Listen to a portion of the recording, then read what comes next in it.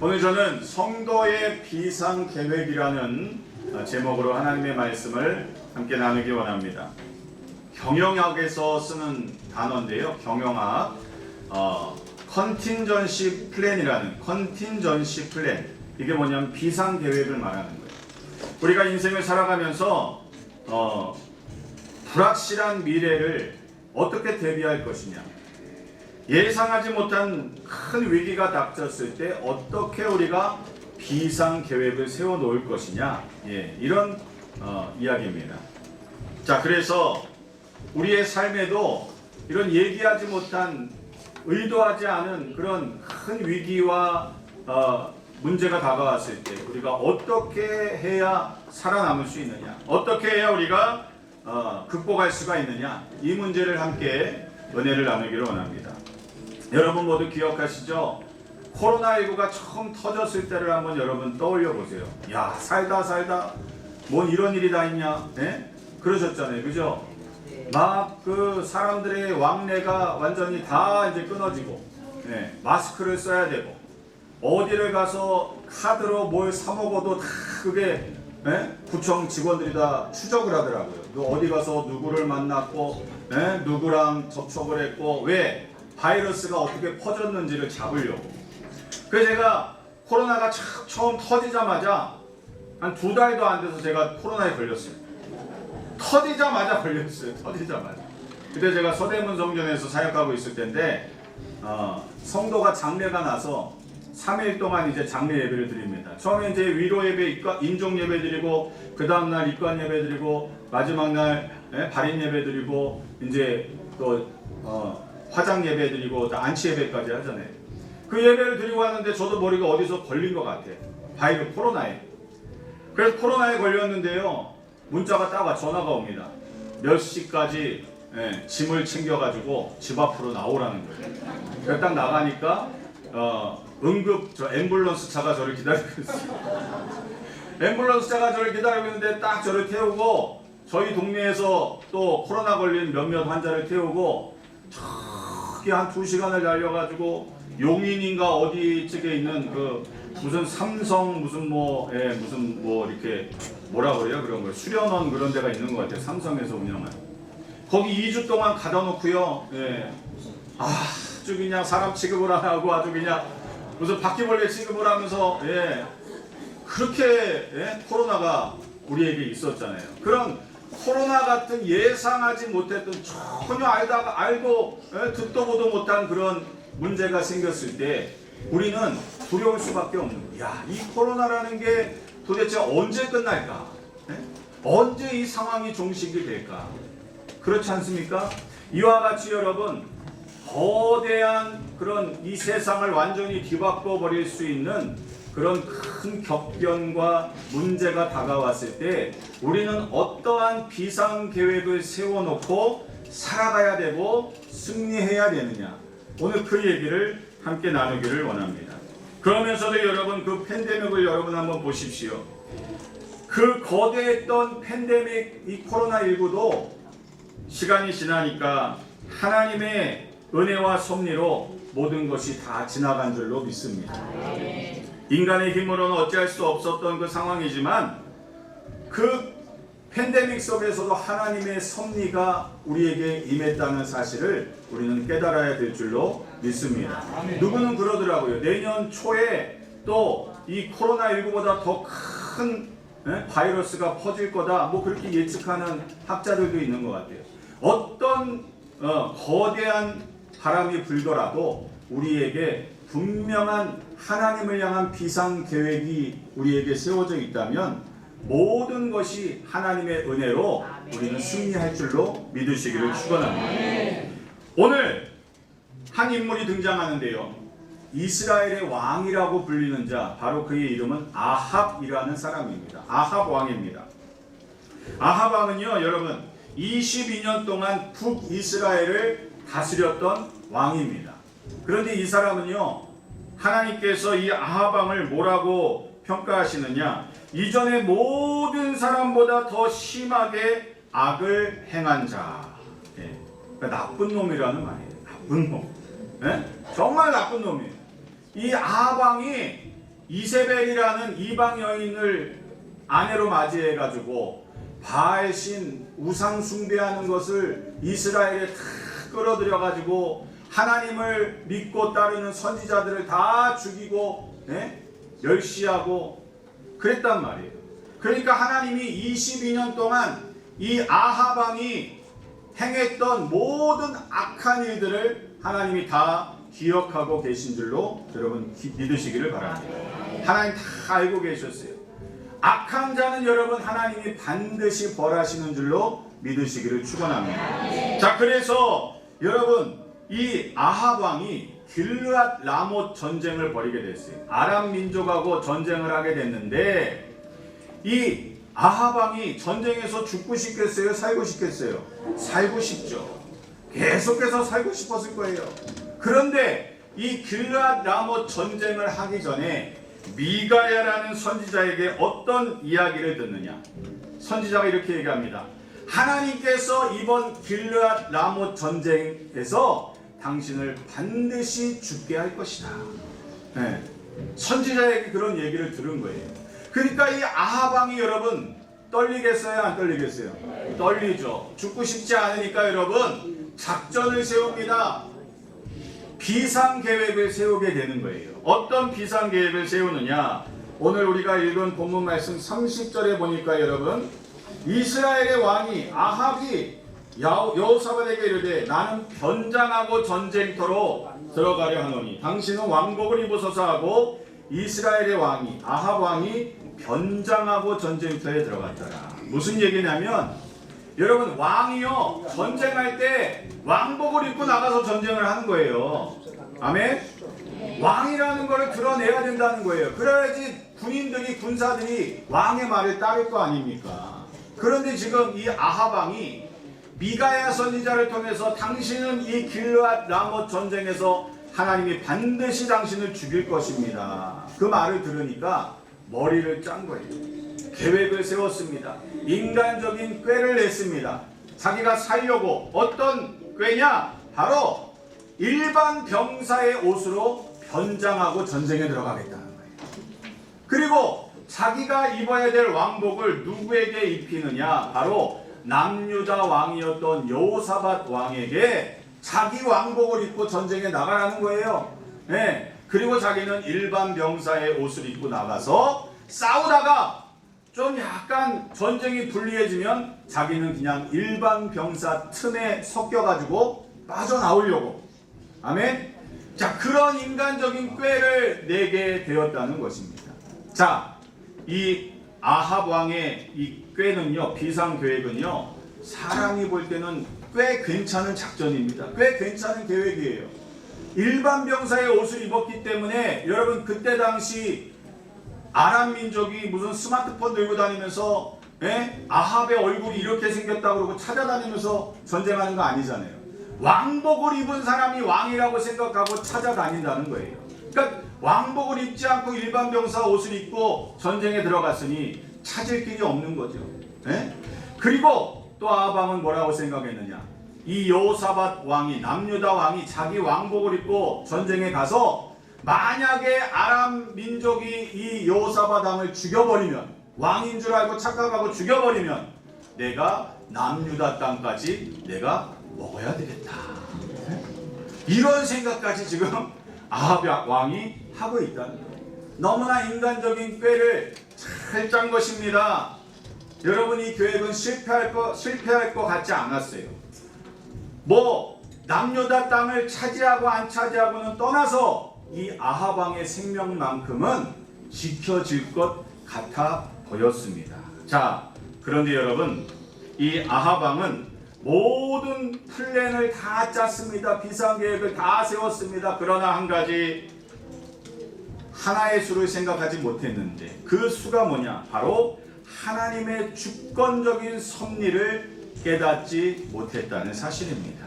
아무리 인간적인 계획을 세우고 아무리 인간적인 플랜 A, B, C, D를 세워놨다 할지라도 하나님이 섭리하시고 하나님이 개입하시면 인간의 모든 계획과 인간의 모든 플랜은 무용지물이 되는 것을 믿으시기를 축원합니다. 자, 전쟁이 시작했습니다. 아람 왕이 이렇게 외칩니다. 너희는 작은 자나 큰 자와 싸우려 하지 말고 오직 이스라엘 왕 아합 왕만 찾아서 죽이라는 거예요. 네. 아람 왕이 그렇게 이야기를 했습니다. 그래서 모든 공격이 아합 왕의 옷을 입고 있는 여호사밧에게 통했다는 거예요. 모든 공격이 여호사밧 왕을 향하게 되었습니다. 자, 그렇게 되니까 여러분 어떻게 됩니까? 아합 왕은 생각했어요. 옳거니 내 계획이 맞아떨어져. 내가 일반 병사 옷을 입고 지금 일반 병사 틈에 섞여 있으니까 모든 적군의 공격이 이 여호사밧 왕에게, 내 왕복을 입고 있는 저 사람에게 모든 공격이 향하고 있구나. 옳거니 나는 살았다. 여러분, 아합 왕이 그렇게 생각하고 있었습니다. 자, 그런데요, 모든 것이 아합 왕의 계획대로 되지 않았어요. 자, 시간이 지나서 이 여호사밧 왕이 대신 왕복을 입었던 이 여호사밧 왕이 모든 공격이 자기를 향하고 자기가 죽을 위기에 처하게 되니까 바로 하나님 앞에 부르짖어 기도한 줄 믿으시기를 축원합니다. 아이고 하나님, 나 좀 살려주세요. 아이고 하나님, 모든 적들이 지금 나를 죽이려고 하는데 하나님 제발 나를 좀 살려주시옵소서. 여호사밧이 부르짖어 기도하니까 여러분 공격이 멈추었습니다. 그리고 여호사밧을 하나님께서 기적적으로 구해주셨습니다. 그리고 여러분 어떤 일이 일어났습니까? 바로 34절 말씀, 주보에 나와 있는 34절 말씀을 여러분 한번 보시기 바랍니다. 한 사람이 무심코 활을 당겨 이스라엘 왕의 갑옷 솔기를 마친지라. 아멘. 여러분, 아합 왕이요 갑옷을 입기는 입었어요. 일반 병사의 그 갑옷을 입었는데 그 화살이 여러분 갑옷에 맞았으면 아합 왕이 죽어요, 안 죽어요? 안 죽어요. 왜? 갑옷이 막아주니까. 갑옷이라는 게 뭐예요? 화살의 공격을 막아주는 거예요. 그런데 지금 여러분 34절 말씀을 보니까 그 화살이 무심코 활을 당겨서 쏘았던 그 화살이 어디를 맞췄다고 그래요? 갑옷 솔기를 맞췄다는 거예요. 갑옷을 이어붙이는 그 솔기, 아주 작은 틈새 속으로 적군의 화살이 정확하게 관통해서 아합 왕의 심장을 찌른 줄 기억하시기 바랍니다. 여러분, 이렇게 인간적인 아합 왕의 계획과 모든 비상 계획은 다 수포로 무너지고 말았습니다. 모든 것이 허물어졌습니다. 누가 생각하고 누가 예상할 수 있었습니까? 아무렇게나 무심코 쏜 그 적군의 화살이 갑옷도 아니고 갑옷에 그 사이사이 솔기를 맞춰서 아합 왕이 피를 쏟고 중상을 입고 전장터를 빠져나가기를 원했지만 그날의 전쟁이 극심하게 달아올랐기 때문에 그조차도 쉽지 않았다는 것입니다. 계속 피를 흘리고 피를 흘려서 결국에는 그 병거 위에서 목숨을 이제 끊어버리는, 이제 이 땅에서의 삶을 마감하는 그런 상황이 발생하였다는 것입니다. 여러분, 이 갑옷설기가 무엇을 의미할까요? 바로 이 갑옷설기는 우리가 아무리 포장하고 우리가 아무리 감추고 숨기려고 해도 하나님 앞에서는 결국에는 드러날 수밖에 없는 우리의 연약함과 우리의 죄성인 줄로 믿으시기를 축원합니다. 그 아람 군사가 무심코 활을 당겼을지라도 그 화살은 하나님의 섭리에 의해서 정확하게 아합 왕의 갑옷 설기를 명중시켰다는 사실입니다. 1mm의 오차도 있지 않았습니다. 이만큼 하나님의 섭리 가운데 우리의 숨기고 싶었던, 변장하고 싶었던, 감추고 싶었던 갑옷 솔기는 우리 하나님 앞에 드러나게 된다는 사실입니다. 자, 그래서 여러분 38절 말씀에 보면요, 어떤 말씀이 있느냐? 그 병거를 사마리아 못에서 씻음에 개들이 그의 피를 핥았으니 여호와께서 하신 말씀과 같이 되었더라. 거기는 창기들이 목욕하는 곳이었더라. 하나님이 미가야 선지자를 통해서 아방에게 선포합니다. 너는 이 길르앗 라못 전쟁에서 죽게 될 것이다. 그리고 너의 피를 개들이 핥아 먹을 것이다. 아멘. 하나님이 예언하신 그대로 38절 말씀에 아방의 피를 개들이 핥아 먹었고 그 연못은 창기들이 목욕하는 곳이다 라고 성경에 기록되어 있는 줄 믿으시기를 축원합니다.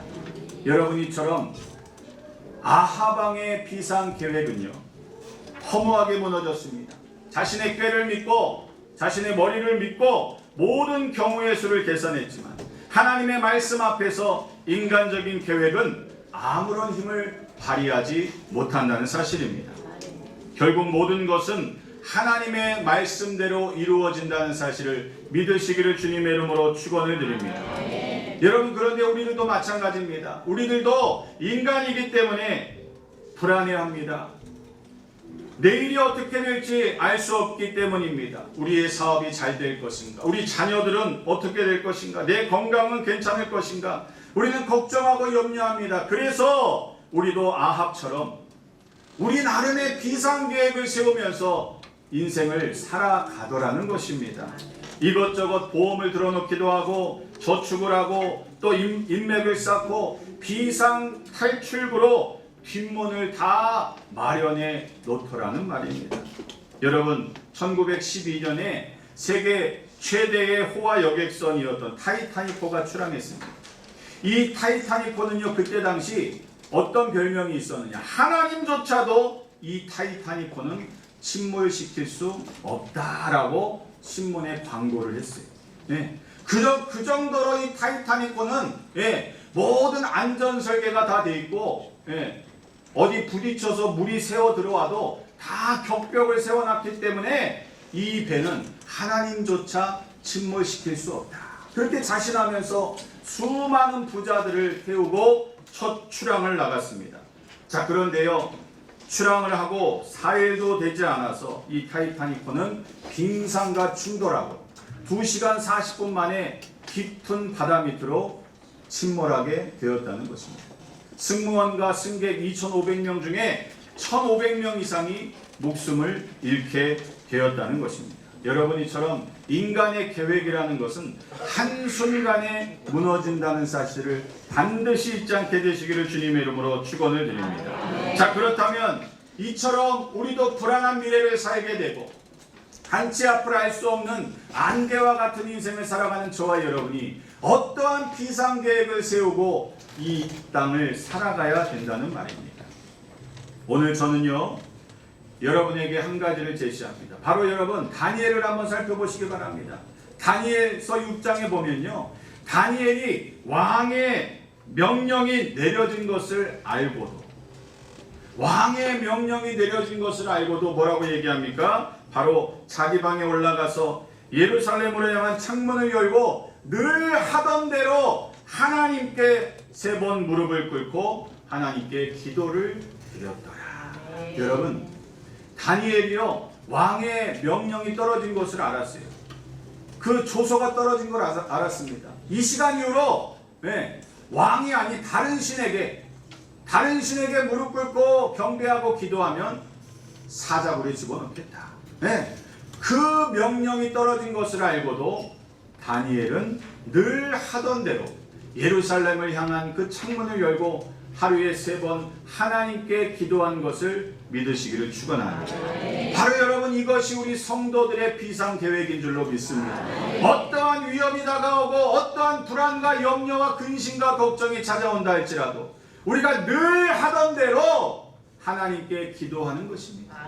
여러분, 다니엘 3장에 보면 또 다니엘의 세 친구가 나옵니다. 사드락과 메삭과 아벳느고가 나오는데 이 세 청년 역시 죽음의 위기 앞에 놓여져 있습니다. 느부갓네살 왕이 금신상을 세워놓고 이 신상에 절하면 너희들을 살려줄 것이고 이 신상에 절하지 아니하면 너희들을 극렬히 타는 풀무불에 집어넣겠다. 여러분, 그때 이 사드락과 메삭과 아벳느고는 이렇게 여러분 합의점을 찾을 수도 있었을 거예요. 그래, 야, 그냥 그 금신상에 절 한번 하자. 우리가 살아남는 게 중요한 거지. 우리가 살아남아야 하나님을 섬길 거 아니냐. 여러분 이렇게 합의점을 찾고 타협을 하고 그 금신상에 절하자라고 생각하실 수도 있을 것 같아요. 그런데 이 사드락과 메삭과 아벳느고는요 절대로 타협하지 않았습니다.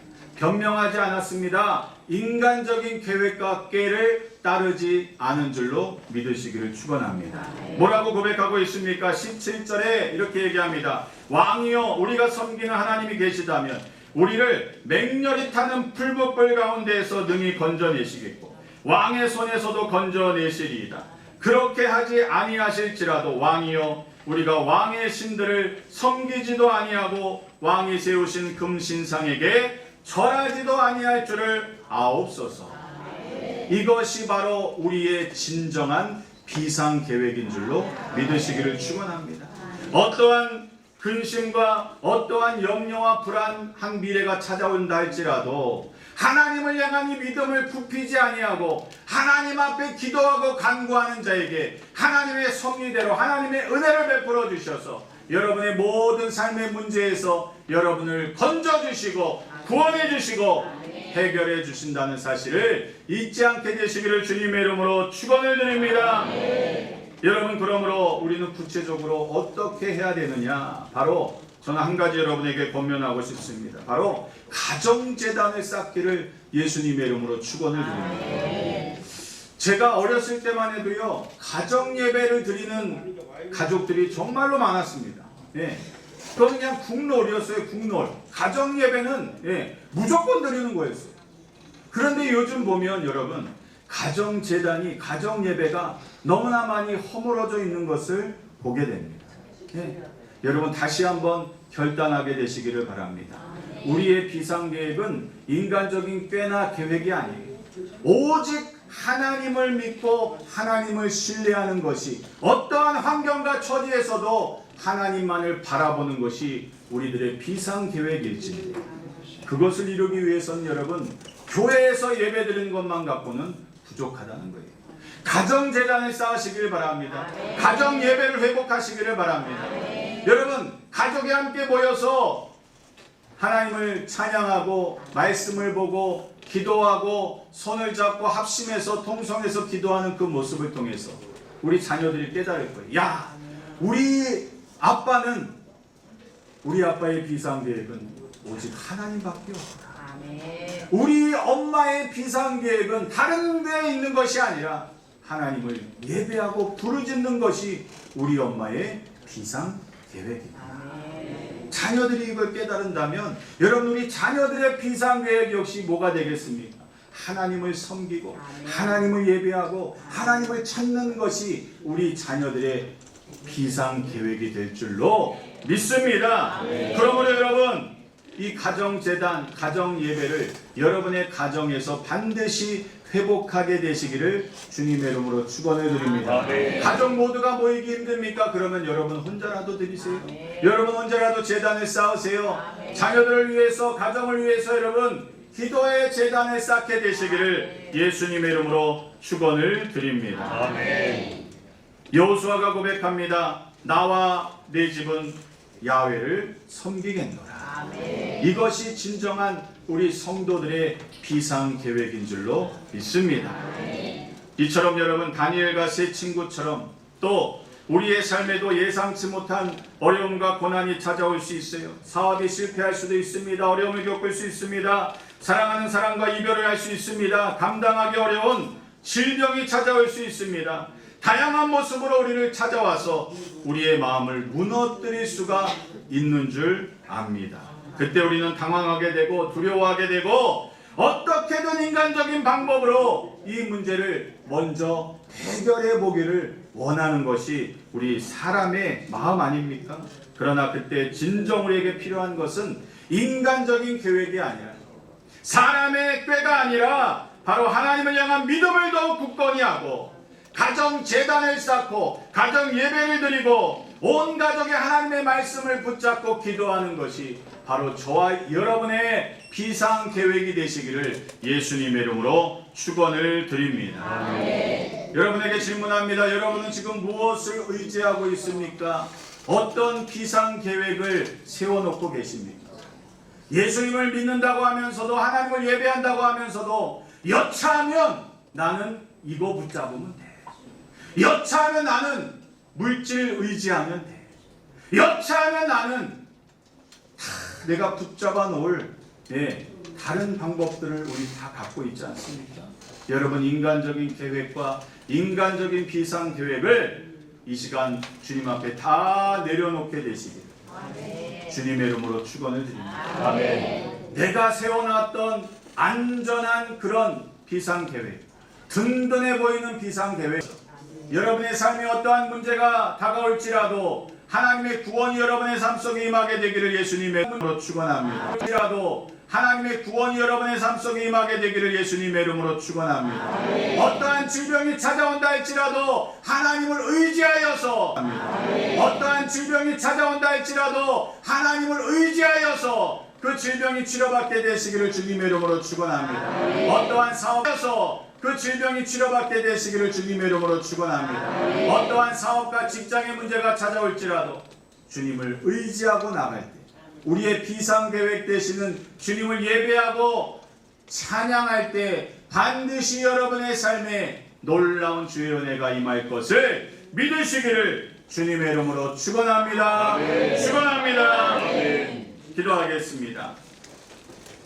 주님, 오늘 말씀을 통해서 우리의 인간적인 계획, 인간적인 비상계획이 얼마나 덧없는지 깨닫게 해주심을 감사합니다. 아멘. 오직 주님만이 우리의 영원한 피난처 되심을 다시 한번 우리의 마음에 새기게 하여 주시옵소서. 아멘. 한 치 앞도 할 수 없는 불안한 미래 속에서 우리는 두려워하고 염려하고 때로는 우리의 힘과 지혜로 우리가 가진 것을 가지고 모든 어려움을 극복하려 할 때가 있었습니다.